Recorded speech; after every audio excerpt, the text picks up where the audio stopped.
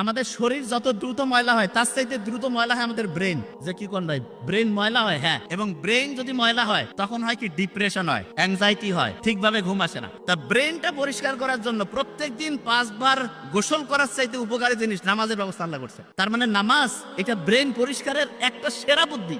কিভাবে পরিষ্কার হয়? যে অবস্থায় আপনি আছেন শুকরিয়া আদায় করেন।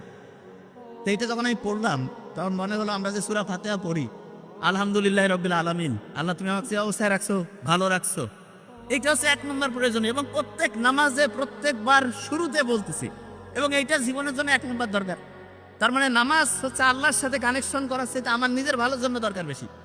নিজে ভালো থাকবো কখন? যখন আমি চিন্তা করি যে আল্লাহ আমাকে তুমি যে অবস্থায় রাখছো ভালো রাখছো।